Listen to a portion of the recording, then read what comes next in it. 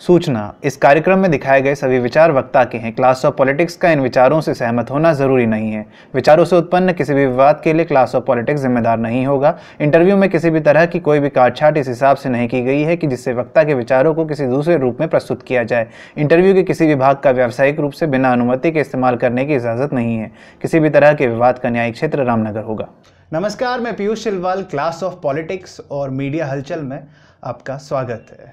आज हमारे साथ हैं अल्मोड़ा पिथौरागढ़ लोकसभा सीट से कांग्रेस के प्रत्याशी प्रदीप टम्टा जी। प्रदीप टम्टा जी पहले सांसद रह चुके हैं और तीसरी बार प्रदीप जी और अजय टम्टा जी के बीच यहाँ पर इस सीट के लिए लड़ाई चल रही है। स्वागत है सर आपका क्लास ऑफ पॉलिटिक्स में। धन्यवाद सर। शुरुआत आपकी, मेरा पहले सवाल ये कि इस बार जो ये चुनाव में जो जंग बताई जा रही है आप दोनों के बीच, तो इसे कहा जा रहा है कि अनुभव और युवा जोश के बीच ये लड़ाई है। तो आप किसे मानते हैं कि कौन भारी होगा, अनुभव या युवा जोश? देखिए, अनुभव युवा जोश जैसी तो कोई बात नहीं रही। अजय 5 साल के सांसद रह चुके हैं, कोई युवा भी नहीं, उम्र के पूरी तौर पर हैं। चुनाव में राजनीतिक व्यक्तिगत जैसी कोई चीज़, अजय बनाम प्रदीप जैसा कोई संघर्ष नहीं है। ये भारतीय राजनीति का बड़ा एक बहुत बड़ा चुनौतीपूर्ण समय का चुनाव है। तो सर, इस बार जब चुनाव में आप जनता के बीच जाएंगे तो किन मुद्दों को लेकर के आप जनता के बीच जाएंगे? क्या मुद्दा है? ये चुनाव 2 तरह से है। कुछ बिंदु स्थानीय है और कुछ बिंदु राष्ट्रीय महत्व के हैं, क्योंकि हम दोनों राष्ट्रीय दलों को व्यक्त कर रहे हैं। तो ये चुनाव भारतीय लोकतंत्र के बहुत ही महत्वपूर्ण दौर में है, जब वो तमाम लोकतांत्रिक मान्यताओं को चुनौती दी जा रही है। एक तरफ वो सत्ता है जो पिछले 5 सालों से नफरत और घृणा को उसने बढ़ावा दिया है, जनता के विभिन्न हिस्सों में विभाजन को और चौड़ा किया है, छद्म राष्ट्रवाद के नाम पर अपनी असफलताओं को छिपाने की कोशिश की है। तो बुनियादी सवाल है, एक तरफ तक लोकतांत्रिक बुनियादी मान्यताएं हैं और दूसरी तरफ उन तमाम मान्यताओं को नष्ट करने वाली 5 साल की मोदी सरकार का कार्यकाल है। उसी समय राज्य के सवाल में अगर हम देखें, जिस स्टेट में मैं, जहां से मैं लोकसभा का प्रत्याशी हूँ कांग्रेस से, वहाँ और उस राज्य के संदर्भ में मोदी ने जब चुनाव 2014 में आए थे, उन्होंने एक बात कही थी कि हिमालय के लिए हम एक नया विजन लेकर के आएंगे। इन 5 सालों में मोदी सरकार की एक ही उपलब्धि है कि जो हिमालयी राज्यों को, मिसेस गांधी जो हमारी पूर्व प्रधानमंत्री थी, उत्तराखंड सहित 11 हिमालयी राज्यों को स्पेशल कैटेगरी का दर्जा मिलता था। वो इसलिए मिलता था, ये विषम भौगोलिक परिस्थितियों के देश क्षेत्र हैं, इनकी आर्थिक ताकत कमज़ोर है, लेकिन इनको भी देश के साथ विकास में देश के साथ साथ कदम लेकर के चलना है, इसलिए हमको ये स्पेशल कैटेगरी का स्टेटस मिला था। मोदी सरकार ने आते ही सबसे पहले इसी की बलि लिए वो विड्रॉ कर दिया। दूसरी सवाल थी कि जब मैं लोकसभा का सांसद था, उसी समय देश के पूर्व प्रधानमंत्री मनमोहन सिंह जी के द्वारा प्लानिंग कमीशन के तत्कालीन सदस्य वीके चतुर्वेदी कमेटी में एक कमेटी बनी थी, 10 सदस्यीय कमेटी थी, जिसने पूरे 11 हिमालयी राज्यों के सब एक महत्वपूर्ण सिफारिश की थी। उसने कहा था जो हिमालयी ये राज्य हैं, ये देश के इन्वायरमेंटल सर्विस प्रोवाइडर हैं। वो इस संदर्भ में वो कहा कि अगर हिमालय बचा है तो यहाँ के जंगलों के रखरखाव के कारण बचा है। इन राज्यों की जो विद्युत वाटर रिसोर्सेज थे उसको और फॉरेस्ट के नेचुरल रिसोर्सेज को इसलिए बचाया गया है कि हिमालय बचा रहे, और उसकी वजह से इन लोगों को रेवेन्यू लॉस हुआ। तो आज ये जो गंगा जमुना की संस्कृति है, जो पंजाब हरियाणा की जो पंजाब की नदियां हैं, वो इसलिए बची हैं कि हिमालय के लोगों ने अपने रेवेन्यू के नेचुरल रिसोर्स को, जंगल को, वाटर को देश की रक्षा के लिए कुर्बान कर दिया। उसके एवज में देश ने इनको क्या दिया है? तो उन्होंने कहा कि they are the environmental service provider. तो हमको इस देश को इनके इस ऋण को चुकाना चाहिए, जिसको उन्होंने कहा था कि पर्यावरण सेवा के एवज में इनको एक निश्चित रूप से प्रतिफल मिलना चाहिए, जिसको हम साधारण भाषा में ग्रीन बोनस कहते हैं, जो कि तब प्लान बजट के हिसाब में 2% केंद्रीय प्लान बजट का इन राज्यों को मिलना चाहिए। आखिर विकास यहाँ भी चाहिए, सड़क यहाँ भी चाहिए, अस्पताल यहाँ भी चाहिए, रोज़गार यहाँ भी चाहिए, स्कूल यहाँ भी चाहिए, अस्पताल यहाँ भी चाहिए, टेक्निकल संस्थाएं यहाँ भी चाहिए, और उसके के लिए राज्यों को धन चाहिए, और राज्यों की आर्थिक स्थिति मजबूत नहीं, इसीलिए ये स्पेशल कैटेगरी मिला था। और हमने अपने रिसोर्सेज को खोया है देश के लिए, तो उसके एवज में इनको प्रतिफल मिलना चाहिए। इसको तत्कालीन मनमोहन सिंह सरकार के अंतिम क्षणों में नवंबर में ये रिपोर्ट सरकार को दी गई थी। सरकार ने उसको स्वीकृत भी कर लिया था, लेकिन अगला बजट अंतरिम था, तो इसलिए उसको हम बजट में शामिल नहीं कर सकते। एक बड़ी महत्वपूर्ण थी इसी क्षेत्र में, रामनगर से आप हैं, रामनगर से चौखुटिया के लिए रेल संपर्क मार्ग की नई लाइन को स्वीकृति दी गई थी, प्लानिंग कमीशन को भेज दिया गया था। आज तक 5 साल में एक कदम आगे नहीं बढ़ी। हमारी इच्छा थी इसी चौखुटिया को हम आगे गैरसैंण और कर्णप्रयाग से जोड़ेंगे। उसी के अलावा टनकपुर से बागेश्वर की बहुत ही अति महत्वपूर्ण राष्ट्रीय नेशनल प्रोजेक्ट था। नॉर्थ ईस्ट की रेल प्रोजेक्ट को उसी समान पैसा दिया गया, और इस मांग पर 1 पैसा नहीं दिया, जबकि नेशनल प्रोजेक्ट था। चौथी चीज़ थी कि इसी टनकपुर से जौलजीबी तक एक नया नेशनल हाईवे बनाया जा रहा था, जो पूरे भारत सरकार की योजना के तहत पूरे नेपाल और भारत के बॉर्डर में ये रोड बननी थी। हमने इस रोड के लिए और सरकार से इसलिए भी गई, ये सिर्फ नेपाल और भारत के बॉर्डर को ही नहीं जोड़ती थी, ये चाइना के हिसाब से भी सामरिक रूप से सेना की 100 किलोमीटर के डिस्टेंस को कम करती थी गुंजी सीमा तक।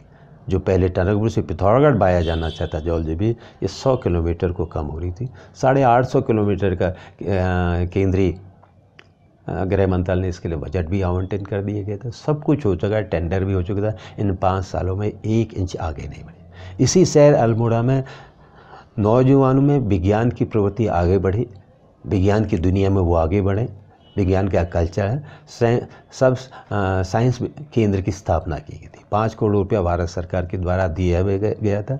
राज्य सरकार ने बजट उसके लिए ज़मीन को भी आवंटित कर दी गई थी, लेकिन 5 साल में 1 इंच उसमें आगे नहीं बढ़ी। आखिर इसीलिए मैं कह रहा हूँ कि ये मोदी सरकार के देश के प्रति असफलता, नौजवानों किसानों के प्रति असफलता, भ्रष्टाचार के प्रति असफलता, और राज्य के स्तर पर जो राज्य से हिमालयी राज्यों के प्रति उनका जो कमिटमेंट था, उसकी असफलता इस चुनाव का मुख्य बिंदु बनने जा रहा है। आपने सर जल, जंगल और ज़मीन की बात की, तो जल, जंगल, ज़मीन की बात से एक बहुत बड़ा आंदोलन जो हुआ था नैनीसार में जिंदल को स्कूल देने की वजह से, तो कहीं आपको नहीं लगता कि वहाँ पर हमारे प्राकृतिक संसाधनों का दोहन किया गया?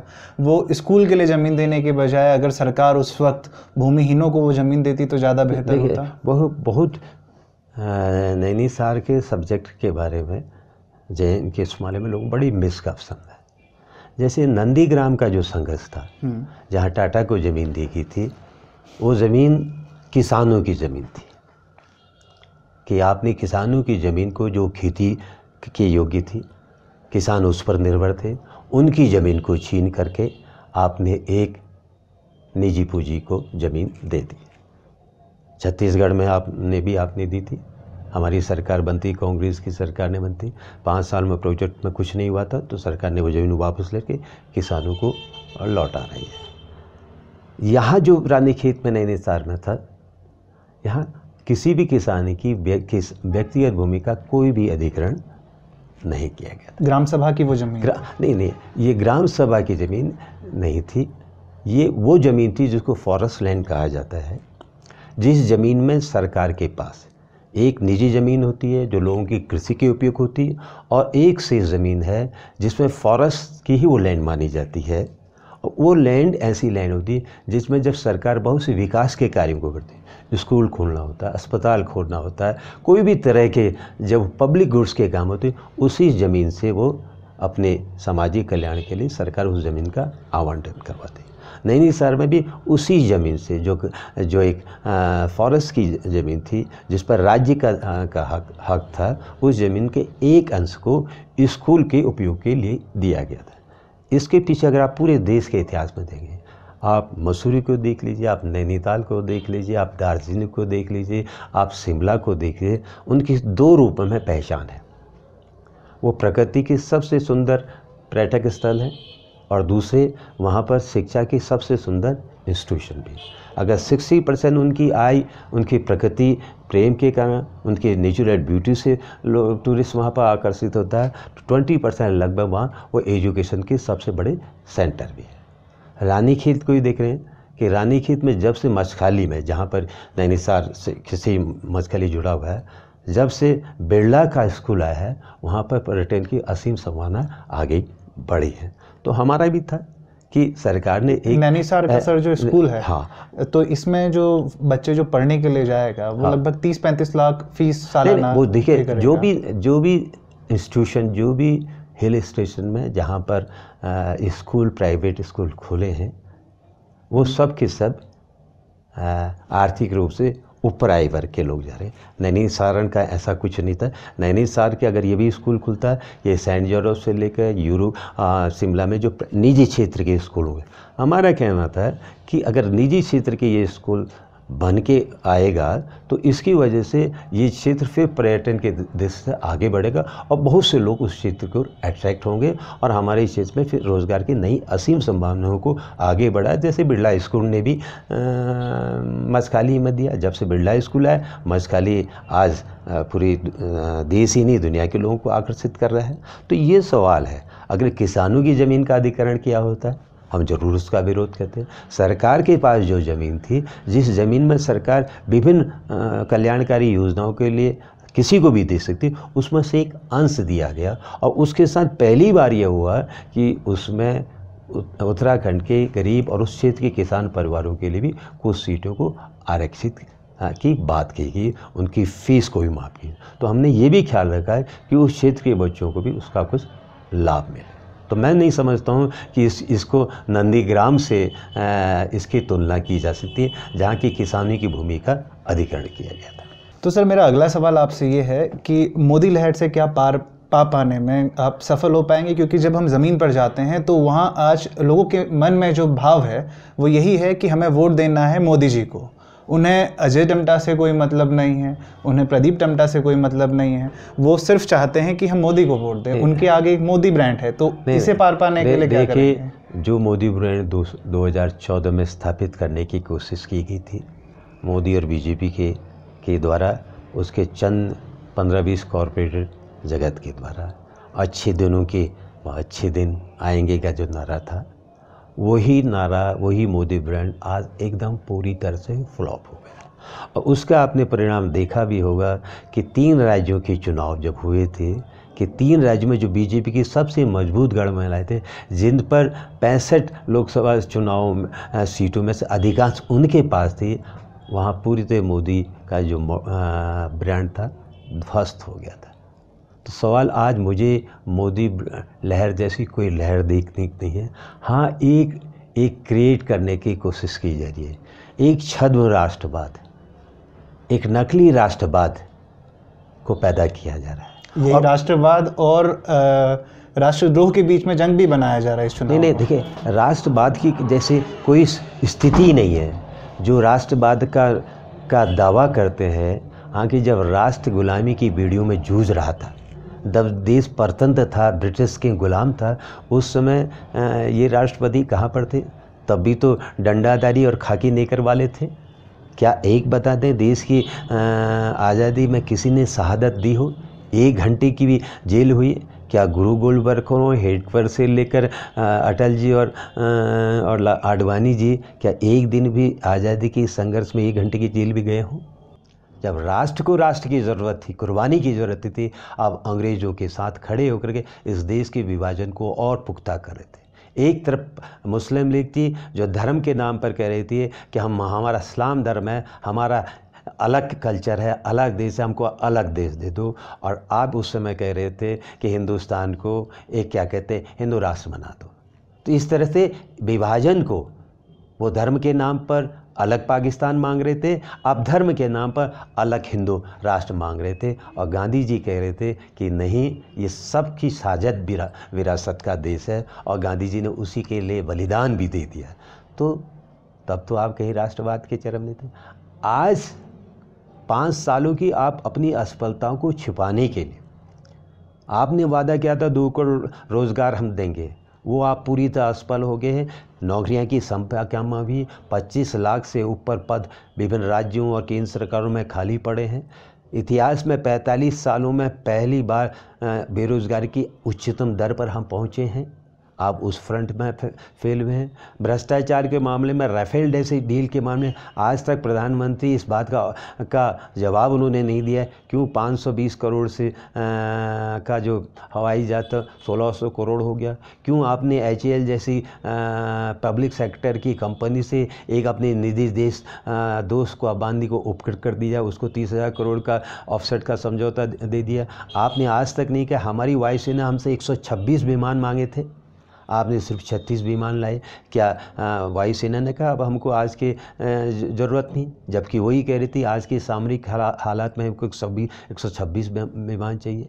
आपके राज में इन 5 साल में आतंकवादी घटनाएं बढ़ी हैं, सीमा पार से इन्फ्रंटेशन बढ़ा है, चाहे सिक्योरिटी फोर्सेस की शहादत बढ़ी है, सिविल नागरिक ज़्यादा मारे गए हैं, आतंकवादी घटनाएं ज़्यादा हुई। पठानकोट का मामला हो, उरी का मामला हो, हैं पुलवामा का मामला हो, आखिर बताए नहीं।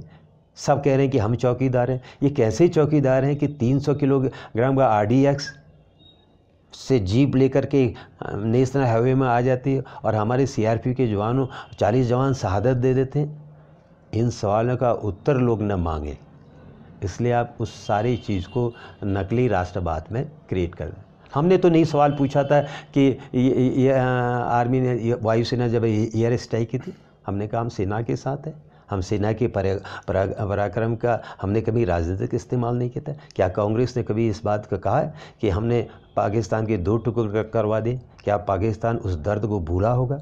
क्या दुनिया के इतिहास में 90,000 से ऊपर सैनिक जो सब कुछ हथियारों से लाए थे, टैंकों से लयबद्ध थे, वो भारतीय सेना के सामने आत्मसमर्पण पर किया? क्या हमने कभी उसका उपयोग किया राजनीति के लिए? लेकिन यहाँ तो हुआ, हमारा एक विंग कमांडर जवान पाकिस्तानी सेना की कब्जे में है। किस तरह के साथ उसका दुर्व्यवहार हुआ, लौनवान उसके चीज़ को वायरल वीडियो हुआ। पूरे देश के लाखों करोड़ों लोग उसकी सही सलामती के लिए दुआएं कर रहे थे। मंदिर हो या मस्जिद हो, गिरजे में प्रार्थनाएं कर रहे थे, और हमारा देश का प्रधानमंत्री कह रहे थे कि मेरा बूथ सबसे मजबूत।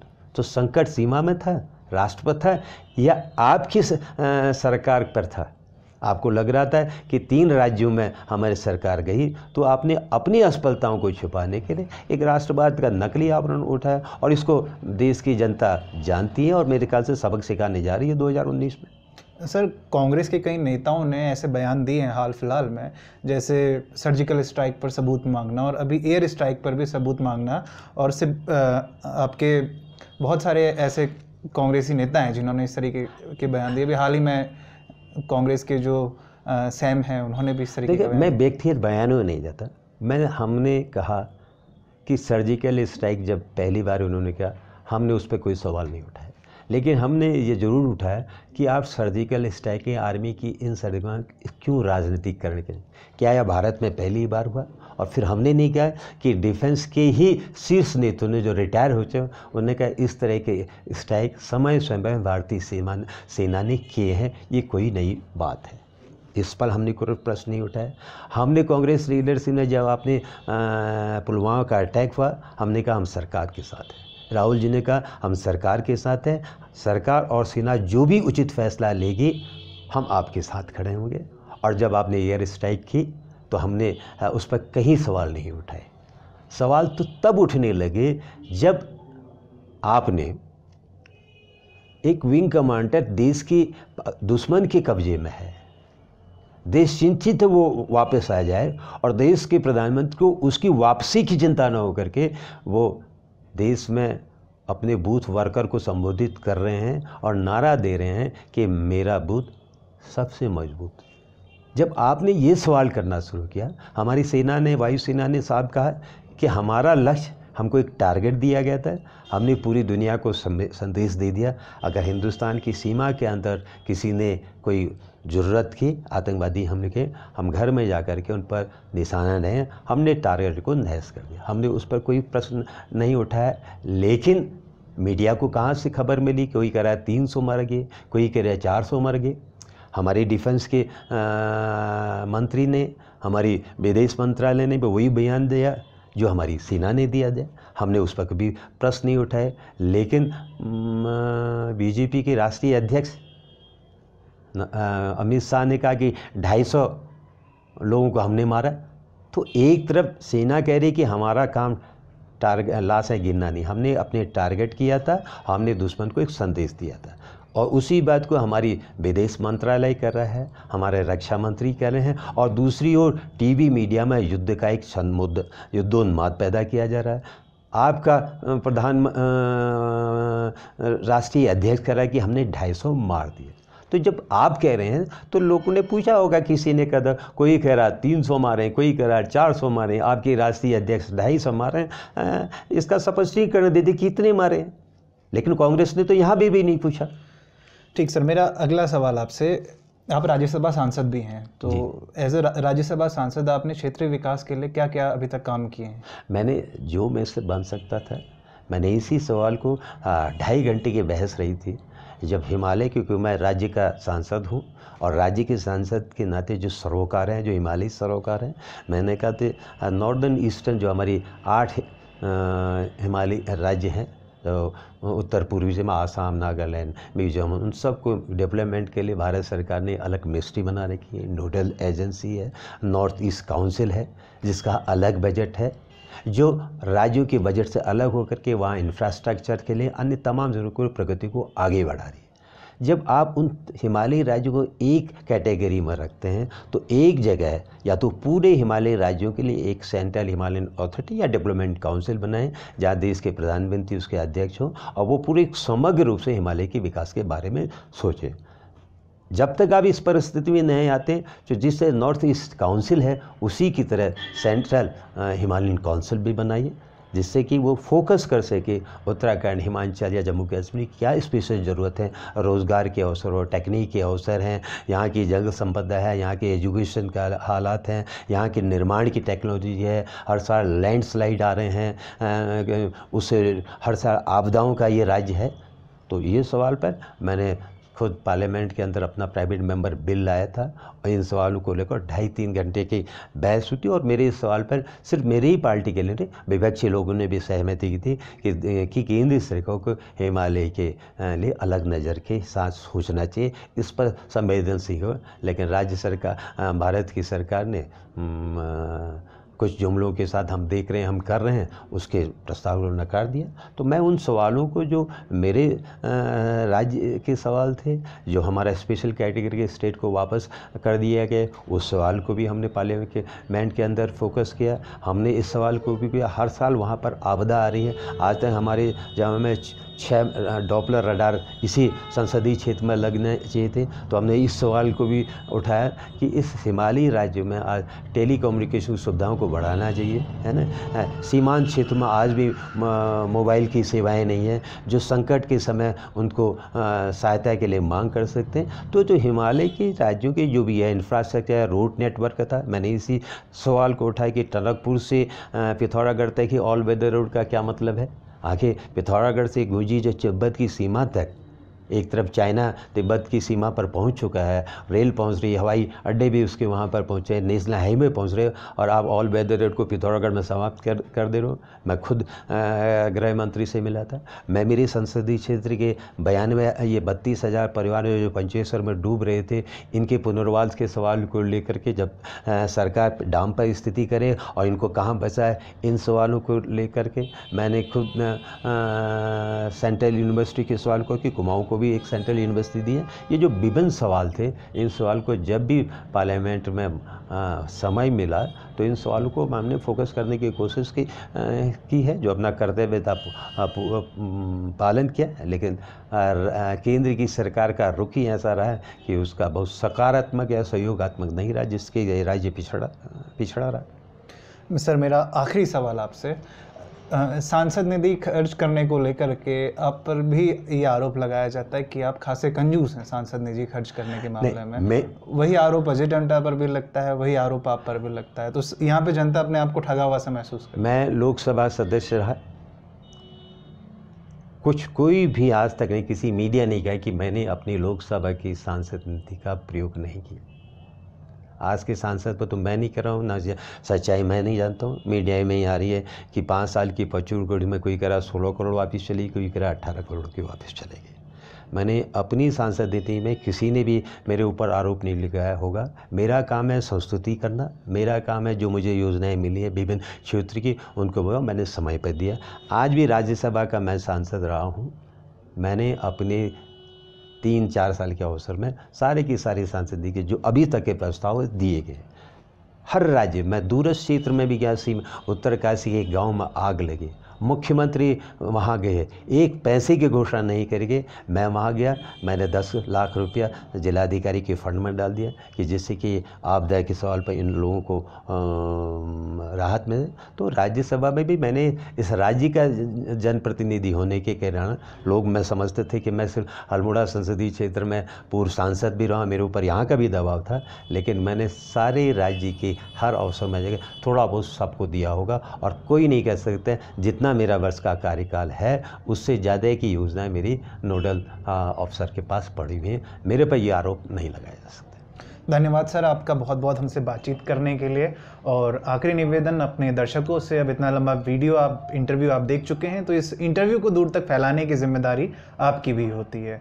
और साथ में अगर आपने हमारा चैनल अभी तक सब्सक्राइब नहीं किया है तो इसे सब्सक्राइब कर लें, क्योंकि आने वाले लोकसभा चुनाव तक आपको इस चैनल पर बहुत कुछ मिलने वाला है।